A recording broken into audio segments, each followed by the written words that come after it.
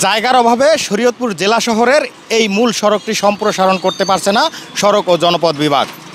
অথচ সড়কটি সম্প্রসারণের জন্য প্রায় 12 একর জায়গা অধিগ্রহণ করেছিল সওজ। জায়গা অধিগ্রহণের পরেও কেন সম্প্রসারণ করা হচ্ছে না সড়কটি, সেই বিষয়টি আমরা জানার চেষ্টা করব। শরীয়তপুর শহরের প্রধান সড়কের দুপাশে থাকা এমন শতাধিক স্থাপনা নির্মাণ করা হয়েছে সড়কের জন্য অধিগ্রহণকৃত জমির উপর। স্থানীয় প্রভাবশালীদের পাশাপাশি দখলের সাথে জড়িয়েছেন বেশ কিছু সরকারি প্রতিষ্ঠান। পাকা আধা পাকা সুউচ্চ ভবন কিনেই সড়ক বিভাগের এই জমিতে যে যার মতো করে দখল নিয়ে তৈরি করেছেন বিভিন্ন প্রতিষ্ঠান। 24 ফুট সড়ক নির্মাণের পর 60 ফুট থেকে 70 ফুট জমির বাকিটা চলে গেছে দখলদারদের জিম্মায়। নিজেদের মালিকানা দাবি করে জমি না ছাড়ার স্পষ্ট বার্তা দখলদারদের। যদি সড়কের হয় ভেঙে লোক আমার আপত্তি নেই, আমার জায়গা আমি উঠেছি না পেলে মুখস্থ যেমন এখান থেকে ডিসির ওদিকে ঢুকছে আমি না ঢুকে পূর্ব দিকে ঢুকে এরা ডিসির রাস্তা যখন জানা তো ডিসির সামনে বাউন্ডারি যাওয়া যায় একটা ব্যাপার আছে না, আমাকে ডর বেশি আমাকে ঢুকবো।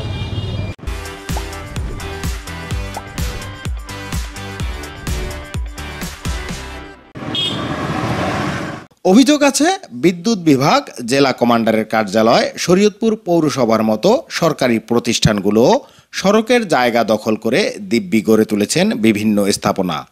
তবে বিষয়টি নিয়ে কথা বলতে রাজি হননি কোনো কর্মকর্তা।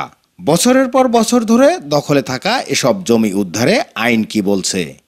60 ফিট মানে প্রায় 1500 স্কোয়ার ফিট জায়গা আমাদের ভিতরে নাকি পাবে। আর ওনারা বলতেছে যে আপনারা মানে এটা ওই যে ভিডিও স্টেটমেন্ট চাইতেছে আর কি। না আসলে ওই এমনি আপনারা ওই কোশ্চেন করেন, উত্তর দিয়ে দেবেন চিঠি দিয়ে আকারে, ঠিক আছে? এই অ্যাকোয়ারের সম্পত্তি কারণ আমার রেকর্ড হওয়া উচিত না, এবং যারা যদি কেউ করে থাকে তা সেটা বেআইনিভাবে করছে। অ্যাকোয়ারের পরে কম্পেনসেশন মানি নেওয়ার পরে আর ওই পক্ষে কিছু থাকে না। আর এইগুলি যদি বেদখল কেউ করে থাকে, এটা যদি রেকর্ড না থাকে তাহলে এটা ডিসি সাহেব প্রশাসনিক অর্ডার বলেই সে উচ্ছেদ করতে পারে। জমি বেদখল হয়ে যাওয়ায় সড়ক সম্প্রসারণ করতে পারছে না সওজ।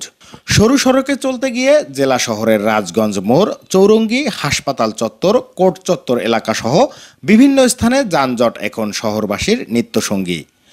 পদ্মা সেতু চালুর পর যানবাহনের চাপ বেড়ে যাওয়ায় দ্বিগুণ হয়েছে যানজটের ভোগান্তি।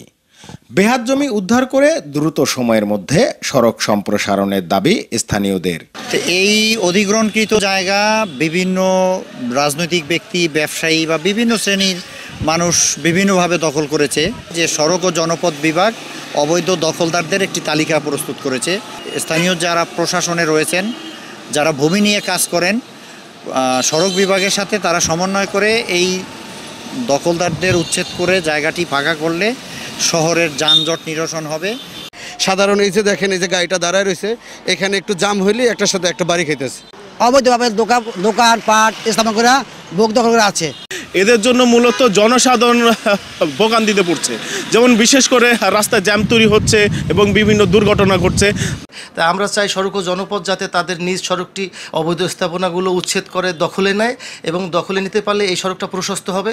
তাহলে এই শহরের গাড়ি ঘোড়া খুব স্বাভাবিকভাবে চলতে পারবে, দুর্ঘটনা হবে না। একটি দুটি নয়, জেলা শহরের প্রধান সড়কের পাশে এমন অন্তত 146টি অবৈধ স্থাপনা শনাক্ত করেছে সড়ক বিভাগ।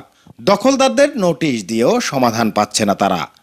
তবে যথাযথ প্রক্রিয়া অবলম্বন করে অবৈধ স্থাপনা উচ্ছেদে পদক্ষেপের কথা জানিয়েছেন জেলা প্রশাসক।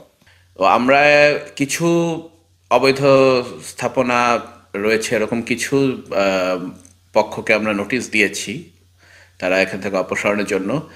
আর আমরা সামনেই একটা উদ্যোগ নিচ্ছি এই অবৈধ স্থাপনাগুলো উচ্ছেদ করার। রোডস হোক অথবা এলজিডি হোক, তাদের যে কোনো জায়গা বা স্থাপনা যদি অবৈধ দখলে থাকে, আমাদেরকে নির্ধারিত প্রক্রিয়া অনুসরণ করে জানানো মাত্রই আমরা যথাযথ প্রয়োজনীয় ব্যবস্থা নিব এই স্থাপনাগুলো তাদের দখলে বুঝিয়ে দেওয়ার জন্য। জেলা শহরের অভ্যন্তরে সড়ক নির্মাণে 1986-87 সালে 3টি মৌজায় মোট 12 একর জমি অধিগ্রহণ করে সড়ক ও জনপথ বিভাগ।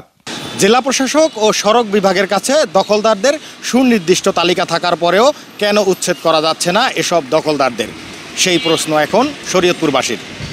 নুরুল আমিন রবিন, চ্যানেল 24, শরীয়তপুর।